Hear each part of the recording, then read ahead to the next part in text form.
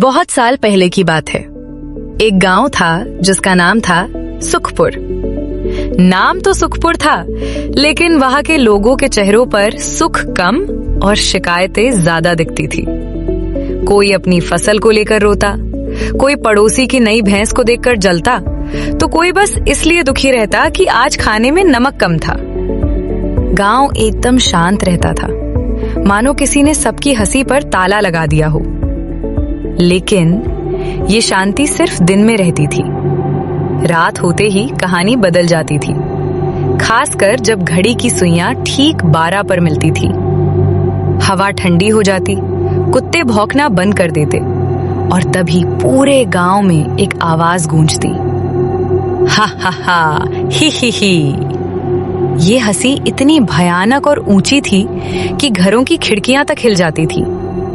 लेकिन बाहर झांकने पर सन्नाटा, कोई नहीं दिखता था, सिर्फ हवा और वो डरावनी गूंज।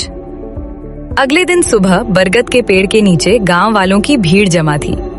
सबके चेहरे पर हवाइयां उड़ रही थीं। मुरारी काका कांपते हुए, भाइयों, मैंने कल अपनी आंखों से, मतलब अपने कानों से सुना। वो हंसी इंसान की नहीं थी, उसमें एक दर्द था, एक चुड़ैल जैसी खनक थी। बिमला चाची बीच में टोकते हुए, अरे हट बुढ़ऊ, चुड़ैल क्यों होगी? चुड़ैल तो रोती है, ये तो हंस रहा था। मुझे तो लगता है ये वो अंग्रेजों के जमाने का जल्लाद है जो इसी पेड़ पर रहता था। पूरे गांव में फुसफुसाहट शुरू हो गई। तभी गांव के सरपंच जी अपनी मूंछों पर ताव देते हुए खड़े हुए, हालांकि उनके पैर भी थोड़े कांप रहे थे। सरपंच, शांत, सब शांत हो जाओ, अंधविश्वास मत फैलाओ। हो सकता है कोई आवारा मजनू रात को भांग पीकर हंस रहा हो। एक नौजवान, सरपंच जी, मजनू हंसता नहीं, रोता है, और वो भी रात के ठीक 12 बजे। और आवाज तो पुराने कुएं की तरफ से आती है, जहां 50 साल से कोई नहीं गया। कुएं का नाम सुनते ही सब चुप हो गए। वो कुआं गांव के बाहरी इलाके में था, झाड़ियों और अंधेरे से घिरा हुआ। 2 दिन बीते, 3 दिन बीते, हंसी रुकने का नाम नहीं ले रही थी। हर रात ठीक 12 बजे। अब तो गांव में अजीब अजीब बातें होने लगी। किसी ने कहा कि भूत को जलेबी पसंद है, तो लोग रात को घर के बाहर जलेबी रखने लगे। सुबह जलेबी कुत्ते खा जाते, लोग सोचते भूत खा गया। किसी ने कहा कि भूत को लाल रंग से नफरत है, तो लोगों ने लाल कपड़े पहनना छोड़ दिया। शाम के 7 बजते ही पूरा गांव ऐसे वीरान हो जाता जैसे कर्फ्यू लगा हो। लोग रजाई के अंदर दुबक जाते और 12 बजने का इंतजार करते। एक बच्चा अपनी माँ से, माँ, मुझे सूसू आई है। माँ फुसफुसाते हुए, चुप, सो जा, अभी बाहर गया तो हंसने वाला बाबा उठा ले जाएगा, सुबह तक रोक के रख। गांव का हाल बुरा था। डर के मारे लोग बीमार पड़ने लगे थे। इसी डरे हुए गांव में एक लड़का था, रामू। उम्र यही कोई 20-22 साल। न उसके पास कोई काम था, न कोई धाम। दिन भर यहाँ वहाँ मटर गश्ती करता था। लेकिन उसमें एक खास बात थी, उसमें कीड़ा था, जानने का कीड़ा, यानी क्यूरियोसिटी। उस दिन पंचायत फिर बैठी थी। सरपंच, अब तो तांत्रिक को बुलाना ही पड़ेगा, ये भूत ऐसे नहीं मानेगा। तभी भीड़ से रामू खड़ा हुआ। रामू, सरपंच काका, तांत्रिक को बुलाने से पहले एक बार देख तो लें कि वो है कौन। मुरारी काका, अरे ओ होशियार, तू जाएगा देखने? वहां जो भी जाता है वो जिंदा वापस नहीं आता, ऐसा मैंने सुना है। रामू मुस्कुराते हुए, काका, आपने तो ये भी सुना था कि नोट बदली में आपको 15 लाख मिलेंगे, मिले क्या? सुनी सुनाई बातों पर क्या भरोसा करना, आज रात मैं जाऊंगा। सबने रामू को ऐसे देखा जैसे वो बकरा कटने जा रहा हो। किसी ने उसे टीका लगाया, किसी ने उसे पानी पिलाया। रामू ने अपना डंडा उठाया, एक पुरानी टॉर्च ली और सीना तानकर बोला, आज या तो भूत रहेगा या रामू। रात के 11:45 पे रामू घर से निकला। गांव में ऐसा सन्नाटा था कि उसे अपनी चप्पल की आवाज पट पट पट भी बम धमाके जैसी लग रही थी। हवा तेज चल रही थी। पेड़ों के पत्ते ऐसे हिल रहे थे मानो उसे वापस जाने का इशारा कर रहे हों। रामू धीरे धीरे पुराने कुएं की तरफ बढ़ा। कुएं के पास बहुत बड़ी बड़ी झाड़ियां थी। वहां पहुंचते ही उसे अजीब सी बदबू आई। रामू खुद से, रामू बेटा, अभी भी वक्त है, भाग जा। सुबह कह देना कि भूत ने भगा दिया। तभी उसकी घड़ी में अलार्म बजा। टिंग टिंग। 12 बज गए। अचानक कुएं के अंदर से आवाज आई। आवाज गर्र। अरे ओ सांभा। रामू की हालत खराब। ये भूत तो शोले फिल्म के डायलॉग मार रहा था। रामू ने कांपते हाथों से टॉर्च जलाई और कुएं की मुंडेर पर चढ़कर नीचे झांका। अंधेरा था, कुछ नहीं दिखा। तभी फिर आवाज आई, सरपंच गंजा है। रामू का डर एक पल में गायब हो गया।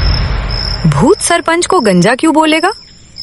उसने टॉर्च की रोशनी को फोकस किया। टॉर्च की रोशनी सीधे कुएं के अंदर एक दीवार के छेद पर पड़ी।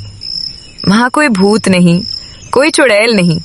वहां एक बड़ा सा हरा तोता बैठा था। उसकी आंखें टॉर्च की रोशनी में चमक रही थी। रामू हैरानी से, अरे तू? तोता रामू की नकल करते हुए, अरे तू? रामू को अपनी आंखों पर विश्वास नहीं हुआ। वो जोर से हंस पड़ा। तो ये तुम हो? पूरे गांव की बैंड बजा रखी है तुमने। रामू समझ गया, ये कोई साधारण तोता नहीं था। ये पहाड़ी तोता था जो आवाजों की नकल करने में माहिर होता है। ये दिन भर गांव वालों की बातें सुनता था और रात को कुएं की गूंज का फायदा उठाकर उन्हें डराता था। रामू ने जेब से कुछ मूंगफली के दाने निकाले और तोते को दिए। रामू, चल बेटा, आज तेरी पोल खोलते हैं। अगली सुबह रामू ने ढोल बजवाकर सबको कुएं के पास बुलाया। पूरा गांव डरा सहमा खड़ा था। सरपंच जी सबसे पीछे खड़े थे। रामू, तू जिंदा है? भूत ने तुझे छोड़ा कैसे? रामू, सरपंच जी, भूत बहुत खतरनाक है। उसने कहा है कि वो सिर्फ आपके हाथ से ही बाहर आएगा।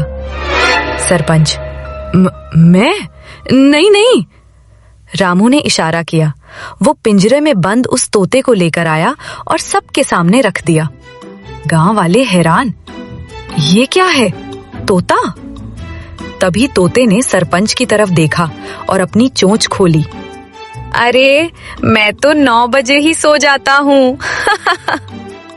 ये आवाज हूबहू सरपंच जी की थी। फिर तोता मुरारी काका की तरफ घूमा। ये भूत की हंसी है। खा खा। एक पल के लिए सन्नाटा छा गया और फिर जो हुआ 10 सालों में नहीं हुआ था। हंसी का धमाका। पूरा गांव लोट-पोट होकर हंसने लगा।